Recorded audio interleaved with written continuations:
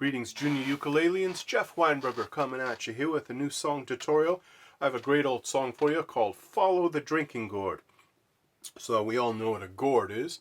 A gourd is a particular kind of thing that we grow. It's a lot like a squash. Kind of looks a little bit like a pumpkin or something like that. It grows on a vine. And when you take one of these gourds and you dry it, you can then hollow it out and use it to carry water in or carry any kind of liquid in. And so that's what a drinking gourd is. It's kind of an African term. And then the drinking gourd that they're referring to in this song actually is the Milky Way and the Big Dipper. And so if you look up at the sky, you see a constellation of stars that we know as the Big Dipper.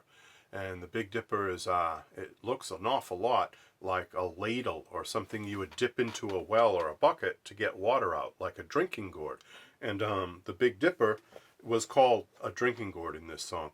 And the whole reason why we're using that kind of image about the constellation, the Milky Way, is because back in the times of slavery, and that was here in the United States during the 1800s, and then even up to the mid-1800s. And the slaves, you know, they didn't like being slaves necessarily. It wasn't a particularly pleasant life. They wanted to escape. A lot of slaves did escape. They had this thing called the Underground Railroad, where slaves down south, way down in Mississippi, in Alabama, and in Virginia, and the Carolinas, they were able to sometimes escape at night. And they did that by following the drinking gourd. They looked up at the Big Dipper, and there's a part of the Big Dipper, part of the cup, part of the Big Dipper, these two stars, that if you follow them, they point to the North Star, the star that we know as Polaris. And if you can find the North Star, you know where north is. You know how to get yourself from the south to the north. And that's what they wanted to do. They wanted to follow the drinking gourd, follow that North Star, and look for the Ohio River, which is where they were then able to meet and get passage by boat, usually up the Ohio River, into safety and to freedom, where they could get jobs and eventually have a house and a family and a nice happy life. And so a lot of slaves freed themselves by running away and following the drinking gourd to freedom. And so this song talks a lot about how they did that, and the old man that's there that they want to follow, that will lead them to their safe passage from slavery. So that's the story, and I'll make, of course, links down below that you can follow if you want to the history of this song. It goes way back. They say that 1908, 1910, that's around when they think it was written, and then it was published shortly after that, around 1910. It actually came out in a songbook, and we can see that songbook on the internet. So there's a lot of great internet links I will give you that you can link to and learn about this excellent song. It's kind of bluesy. It kind of sounds a little sad, but it's hopeful too, because they're going to freedom, and there's nothing like being free. So let us learn the chords. We have some new chords. This is not necessarily for beginners, but if you're already comfortable with basic chords like C and G7 and F, you can probably handle some of these chords. The first and most important one is D minor.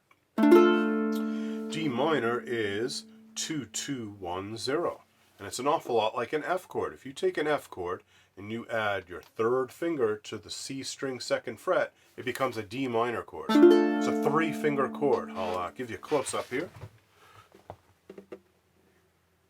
Right there. So that's a D minor chord. Another chord we use in this song is a G minor. Beautiful chord. Kind of serious sounding chord, G minor. And that one is 0-2-3-1, G minor. And that's not too bad. That's not that much harder than G or G7. If you can do G or G7, I bet you can do G minor.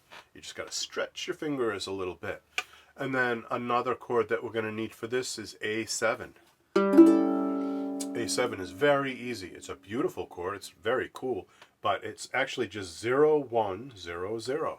A7. 3 chords: D minor, G minor, and A7. A lot of songs use those. That's a very common group of chords. They go together so nicely. So I was doing some picking, and I did that little intro that I'm not going to show you today. I just kind of was inspired by one of the many artists who have sung this song. His name is Eric Bibb. He's a blues and gospel artist, very great singer and guitar player.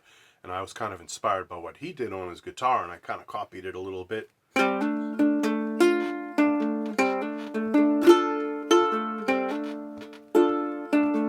I'm kind of copying him a little bit there. But we can just strum. We can just go.